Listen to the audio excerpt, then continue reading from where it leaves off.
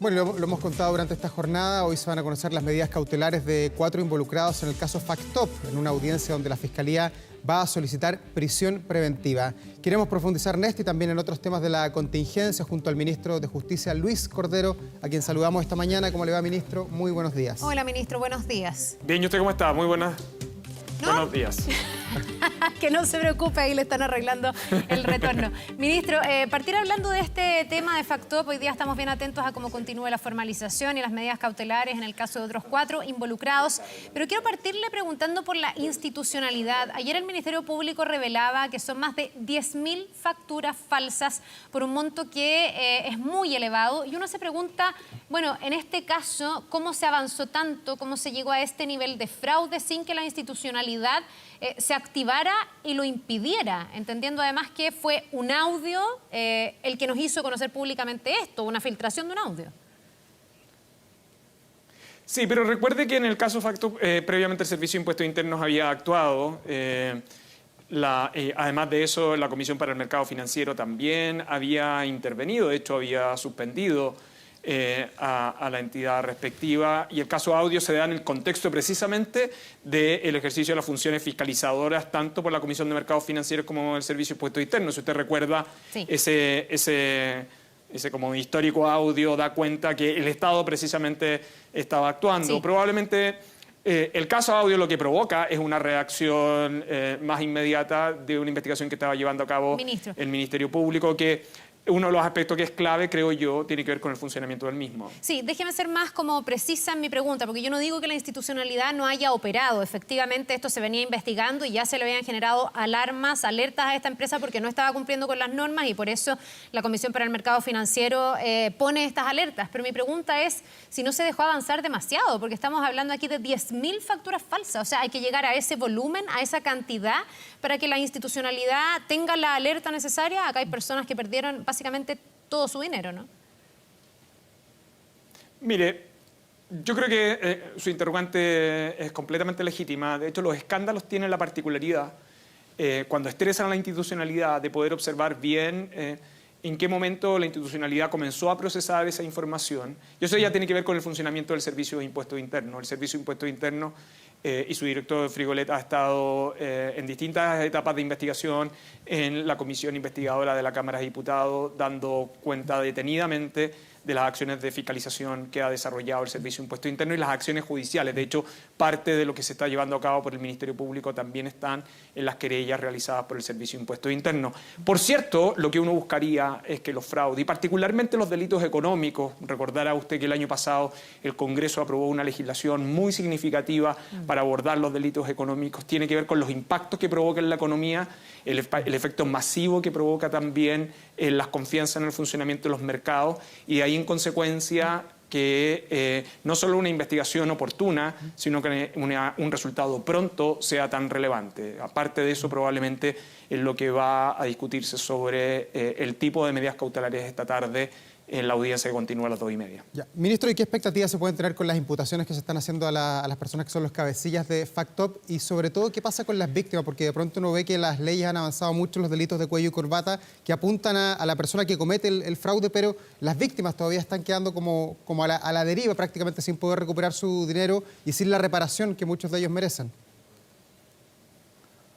Sí, eso es correcto. Parte de lo que usted está señalando explica la reforma significativa a la legislación en materia de delitos económicos. De hecho, Chile actualizó su legislación precisamente por los efectos que provoca esta, y una de ellas tiene que ver con el comiso de ganancia, que es una figura que probablemente en este caso no se va a aplicar, pero que está vinculado al hecho de poder capturar toda la renta indebidamente generada por quien cometió los delitos económicos. En otros términos, acabar con esta idea de que cometer delitos económicos igual genera rentabilidad, y por lo tanto las reformas incorporadas por la legislación han generado condiciones con ese fin. Va a haber una discusión jurídica en la aplicación de este caso, no cabe ninguna duda, pero las otras son las querellas que han interpuesto y las acciones probablemente civiles que van a interponer los afectados en este caso. Sí, pero ministro, para ponderar bien este caso, y sobre todo porque hemos tenido muchos casos similares en los últimos años, el caso Chong, el caso Garay, las víctimas nunca fueron reparadas en esos casos. ¿Usted cree que aquí se va a dar de una manera distinta, que la justicia va a poder aquilatar los antecedentes y sacarle el patrimonio a estas personas que hoy día aparecen como imputados y que probablemente van a quedar detenidas? Bueno, eso es lo que esperaría, pero el nivel de detalle e información es algo que yo creo que depende de los antecedentes del caso en concreto. Lo que sí le puedo decir es que, dadas las experiencias anteriores, explica el cambio en la legislación chilena y por qué privar de todo beneficio a quien comete delitos económicos que son tan dañinos como los delitos de alta connotación social. De hecho, en ocasiones provocan un impacto mucho mayor. Ministro, quiero llevarlo a otro tema, esperando a ver qué dice la justicia en el caso Factop, cuáles van a ser los precedentes que se van a sentar ahí y también, por cierto, cómo se va a abordar el tema de las víctimas, pero llevarlo a algo que tiene directa relación con su gestión y esto que se ha anunciado respecto de la utilización de inhibidores de teléfonos celulares en las cárceles. Sabemos que se está trabajando en la instalación de esta tecnología, que es bastante de vanguardia dentro de nuestra región, pero también sabemos que se han levantado algunas alertas. Usted mismo decía que podía ser complejo dentro de las cárceles el que esto se implemente. ¿Se ha modificado en algo el plan o el plan sigue siendo exactamente el mismo pese a estas amenazas, uno podría decir, de alguna reacción por parte de los internos en los recintos penales? No, el plan se mantiene exactamente igual, estamos sujetos a calendario. Lo que pasa es que hay algunas cosas que yo puedo decir en público y otras cosas que no puedo decirlo por razones de seguridad. El plan sigue exactamente igual, de acuerdo al calendario que originalmente diseñó el Ministerio de Justicia conjuntamente con Gendarmería. Como yo he dicho estos días, la etapa de instalación ya terminó y estamos en la etapa de implementación. Nosotros estamos llevando a cabo la inhibición en la zona de Pedro Montt, que son 3 penales, ¿no? Alta seguridad, Santiago 1 y la expenitenciaría. Solo recordar a quienes nos ven que ahí está concentrado el 20% de la población penal del país. Y por lo tanto el impacto de la inhibición de señales es muy relevante y por eso nosotros tenemos que ser muy cuidadosos. Cada etapa de esta fase de implementación ha estado acompañada de una política de seguridad dentro y fuera del penal. Si ustedes han visto, yo creo que lo han reporteado esta semana, existe un mecanismo de control perimetral, ha existido una gran coordinación con Carabineros y con el propio Ministerio Público para cumplir con cada una de las fases que estamos llevando ahora. Y de respecto al control interno, Gendarmería ha demostrado muy fehacientemente el control que tiene dentro de ella. Es inevitable que cuando usted inhibe y tiene un impacto de estas características, cambia conductas al interior de los centros penitenciarios y por lo mismo la política de implementación es clave, que es lo que hemos estado llevando a cabo, ¿no? Que es cómo hacer eficaz el sistema de inhibición, que yo lo he dicho en distintos momentos y lo vuelvo a reiterar ahora. Nosotros estamos llevando a cabo cualquiera sea y contra cualquiera que quiera sabotear la implementación del mismo. Hasta ahora se ha cumplido estrictamente el plan de trabajo y el programa de seguridad. Probablemente quizás en el futuro, meses después, cuando ya estemos sin inconvenientes y estemos extendiendo a otros penales, quizás podré yo entregar detalles de lo que ha sido toda esta etapa, que yo estoy muy tranquilo porque ha contado con una gran coordinación de todo el sistema de justicia y todo el sistema de seguridad del país. Ya, ministro, pero usted siente que esto ha avanzado con la premura que se requiere, parte por la cárcel de Santiago. Usted ha dicho que va a llegar al 80% de las cárceles probablemente hacia el fin del mandato del presidente Gabriel Boric en prácticamente 2 años más, pero a ojos del problema de seguridad que tiene el país, uno podría ver y ponderar que el tránsito ha sido un poco cansino. De hecho, ayer hubo todo un debate ahí en el Congreso donde lo criticaban a usted por una gestión lenta en torno a este tema. ¿Cómo recibe esas críticas? Lo que pasa es que es como que el pasado no existe, ¿no? En esas críticas y como que llegar a implementar una tecnología de este tipo es como si yo pudiera comprar una herramienta de estas características en cualquier comercio de la ciudad de Santiago, en el fondo. Hay un poquito de irresponsabilidad en esas críticas, hay un completo desconocimiento y creo que hay una cierta deslealtad al debate público.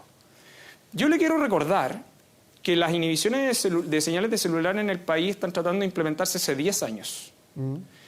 Cuando se quiso implementar en penales no concesionados, porque los penales concesionados se establecieron en las bases de licitación e inhibiciones de celulares que no se pudieron implementar, porque eran inhibiciones de frecuencia, por lo tanto afectaban no solo al establecimiento penal, sino que al barrio. Hace 10 años atrás era otra administración la que estaba a cargo de esto. Cuando se llevó a cabo esa experiencia, pasadito el 2010, que fue en el caso de Colina, tampoco se pudo llevar a cabo por los efectos que tenía en torno a la población. Entonces, cuando se opina de este tipo de cosas sin los antecedentes, se actúa de un modo desleal y sobre todo irresponsable, porque le transmite a las personas como si esto fuese lo mismo que comprar cualquier bien de consumo en cualquier lugar. Chile ha tenido que hacer una licitación internacional para llevar a cabo esto. La tecnología que se está implementando en Chile es la primera de este tipo en América Latina, y yo más bien trataría de sumar voluntades. Yo escuché esas críticas ayer, pero ¿sabe qué? Yo en verdad, en este tema, yo he tenido el apoyo transversal de más bien todos los parlamentarios de todos los sectores, y más bien las críticas han sido acotadas. Desde el año pasado, cuando nosotros comenzamos a abordar el tema del aumento de cárceles, yo me he reunido cotidianamente con diputados y diputadas de todos los sectores en el Ministerio de Justicia, en algunas comisiones, en algunas sesiones secretas, en el Senado, por ejemplo, nosotros hemos ido en la Comisión de Seguridad adelantando algunas de estas medidas. Entonces yo más bien le quiero ser bien franco, esas críticas más bien las tomo como fruto de la ignorancia que del conocimiento. Ministro, yo sumándome a esa ignorancia, ahora quiero hacer una pregunta desde lo neófita que soy en estos temas, que tiene que ver con si esta tecnología efectivamente es invulnerable, porque la creatividad, la astucia, la pillería de los delincuentes uno percibe que es alta, digamos, y que generalmente logran burlar las medidas. De hecho, esta medida no debería ser necesaria si uno piensa que en las cárceles no se deberían poder ingresar teléfonos y hay teléfonos dentro de las cárceles. La pregunta es inviolable esta tecnología? ¿Todos estos recursos, esta tecnología, todo lo que se está invirtiendo va a hacer que efectivamente los delincuentes no puedan operar dentro de las cárceles? ¿Hay garantías de eso? Mire, el tema de inhibición de señales de telefonía es un desafío que tienen todos los centros penales en el mundo, ¿no? A ratos nosotros también perdemos de perspectiva que algunos de nuestros debates no son locales, sino que están en distintas partes del mundo. Y de hecho nosotros podemos acceder a esta tecnología, entre otras, porque en otros países se ha podido implementar con niveles de éxito. Esta tecnología en concreto tiene un nivel de eficacia muy importante, pero es relativamente predecible, y me va a disculpar las razones por las cuales yo no le puedo entregar el detalle ahora, cuáles serían las estrategias para no vulnerar, sino que tener mecanismos de innovación con comunicación con el exterior. Por cierto, inhibición de señales de celular es una base muy significativa para evitar contactos con el exterior, la comisión de delitos desde el exterior, pero también supone un desafío de gestión y observación permanente, ¿no? El sistema está construido de un modo tal que permite ir observando recurrentemente lo que está sucediendo al interior de los establecimientos penales. Mire, ¿ministro? La cárcel es un lugar del cual todo el mundo habla, sí, pero que pocos visitan.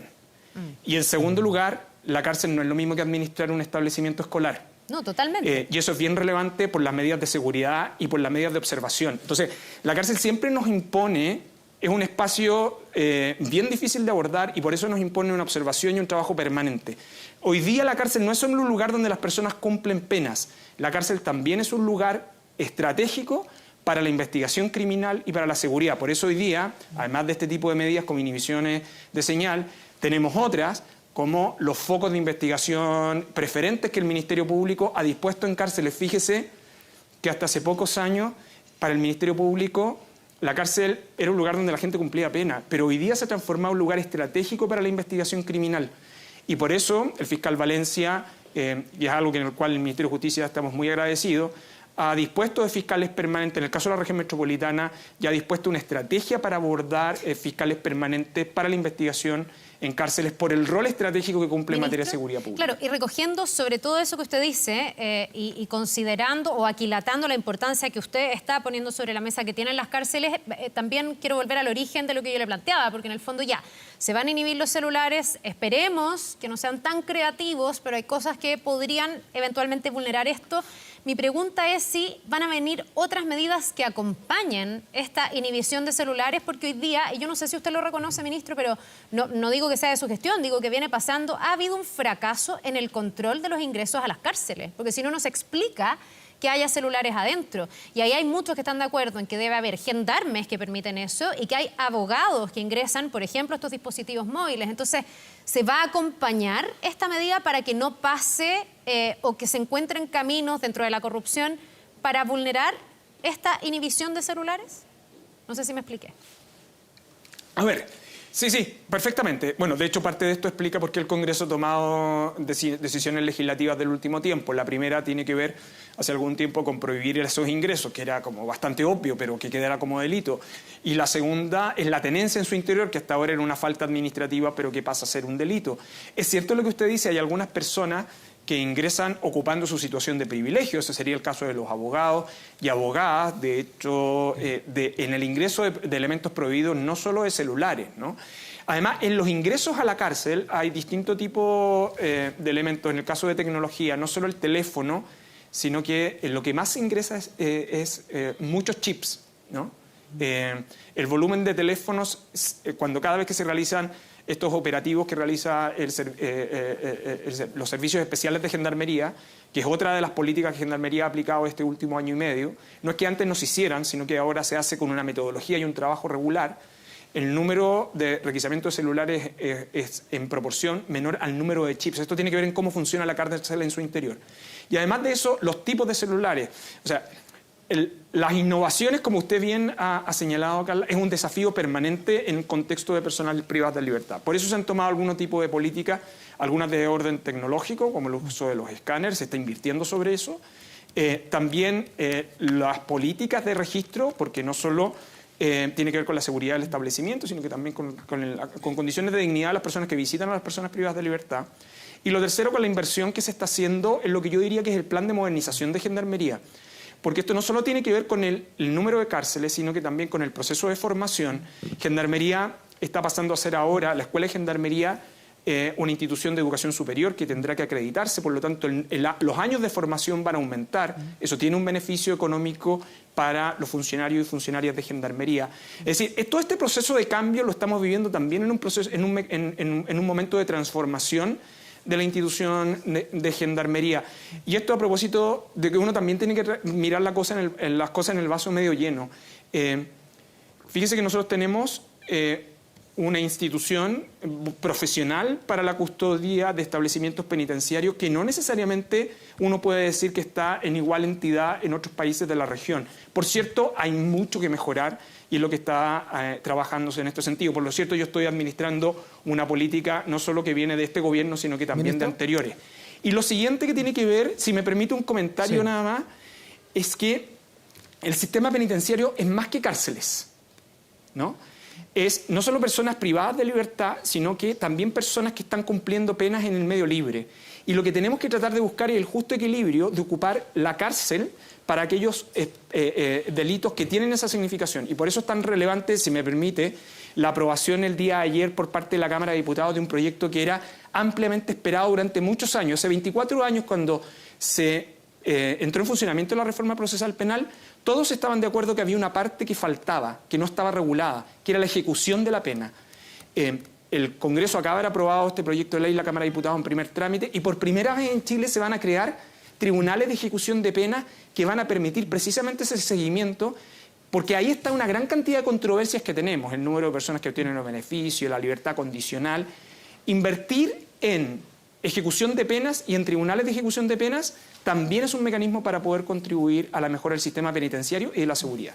Ministro, lo último, y a propósito de las cárceles, probablemente hoy las cárceles chilenas van a recibir a 40 reos, eso es lo que nos imaginamos va a suceder la tarde con la formalización de la banda Los Trinitarios. Y a propósito de eso, quería preguntarle yo cómo se está interpretando, cómo está ponderando la justicia, el Ministerio Público también, las nuevas bandas que están apareciendo y también los nuevos elementos de narcocultura. Esta mañana veíamos allí varias imágenes de los lugares donde operaban los Trinitarios, con frascos con sangre, con animales en posiciones invertidas, con frases que decían, por ejemplo, que quieren hacer de la tierra al cielo, con corazones con cruces. ¿Cómo se está trabajando con esa arista de la narcocultura para darle también una interpretación genuina, oportuna y que permita hacer una mejor justicia en el país? Sí, mire, esto tiene que ver con lo que está sucediendo con crimen organizado. La característica principal de organizaciones criminales es que no solo son locales, sino que son transfronterizas. Si me permite un comentario, la semana pasada la Unión Europea, Europol, ha sacado el informe más detenido en materia de organizaciones criminales en Europa. ¿Esto por qué es tan relevante? Porque la Unión Europea tiene mucho interés de lo que está sucediendo con crimen organizado en América Latina, entre otras razones por cómo se ocupan puertos en América Latina con el fin de trasladar, por ejemplo, droga hacia Europa. Hay un programa que se abrevia PACTO, que es el Programa de Asistencia y Cooperación en materia de terrorismo y organizaciones criminales con América Latina. Chile forma parte de eso. Recién existió una reunión en Panamá donde participó el Ministerio de Justicia, el Ministerio del Interior y el propio fiscal nacional. Por lo tanto, lo que quiero decir es que el tema de organizaciones criminales, incluyendo los temas de narcotráfico, hoy día no solo son preocupaciones locales, sino que son preocupaciones transnacionales. Y esto tiene que ver con la capacidad que tiene el sistema de justicia de no solo procesar los casos a nivel nacional, sino que obtener información también a nivel internacional, que yo creo que es una de las características de la gestión del fiscal Valencia hasta ahora. Eso supone no solo preparar y funcionar adecuadamente, como lo está haciendo el Ministerio Público, sino que también las policías y también el sistema penitenciario, ¿no? Por eso el país está invirtiendo en el plan de infraestructura, la reapertura del establecimiento de máxima seguridad, que hoy día esencialmente está destinado a líderes de bandas de organizaciones criminales. Pero este es un desafío no solo chileno, sino que de distintos países de la región y en otros continentes. Pero lo más importante es que requiere de instituciones muy fortalecidas. Fíjese que uno de los datos bien importantes del informe de la semana pasada, Europol, que se traspasa también para casos como Chile. No es posible organizaciones criminales sin corrupción. El 86% de las organizaciones criminales invierte recursos para corromper el sistema de justicia o la administración pública. Detrás de cada organización criminal siempre hay un caso de corrupción. Por eso, atacar la corrupción tan severamente no solo tiene que ver con proteger la dignidad de la función pública, es también una manera de abordar y de detener las organizaciones criminales. Y un segundo aspecto, ¿por qué también es relevante? Porque las organizaciones criminales inyectan dinero ilícito en la economía y por eso casos de corrupción privada o delitos económicos también tienen que ser sancionados severamente, porque interrumpir el circuito del dinero en las organizaciones criminales es clave también para la sanidad de la economía. Ministro, para finalizar, usted habló del carácter transnacional que tienen las bandas, el crimen organizado. No puedo dejar de preguntarle por las declaraciones del canciller de Venezuela, que dice que el Tren de Aragua es un invento, dice que esta es una ficción creada por la mediática internacional y que aparecen videos ridículamente absurdos con personas que tendrían acento chileno y peruano. ¿Qué le parece aquello? Porque es una discusión instalada en nuestro país, la existencia del Tren de Aragua, supuestamente, si tomamos en cuenta las dudas que pone él, usted me dirá, de algo que está constatado en nuestro país. Entonces, ¿qué le parece a usted esas declaraciones? Mire, yo se lo respondería del siguiente modo. En el mes de febrero, en la ciudad de Santiago, se realizó la reunión de la Asociación Iberoamericana de Fiscales del Ministerio Público. Y el tema de la reunión, a la cual el fiscal nacional me invitó, es el combate al crimen organizado. Y uno tiene que ver con bandas. Una de las recurrentes es el Tren de Aragua. Yo diría que la evidencia judicial, no solo en Chile, sino que en el resto de América Latina, responde a las declaraciones del canciller de Venezuela. Ya, existe el Tren de Aragua y opera en nuestro país, que es lo que entendemos, ¿no? O sea, es que yo estaría negando la luz del sol si fuera lo contrario, ¿no? Gracias, ministro Luis Cordero. Gracias, como siempre, por la gentileza de conversar hasta ahora con nosotros. Que le vaya muy bien. Que le vaya bien, ministro. Muchas gracias. Por favor, gracias a ustedes por el interés. Que tengan buen día. Gracias, buen día, ministro. Pausa. 9 de la mañana con 56 minutos. Vamos a la pausa y ya volvemos.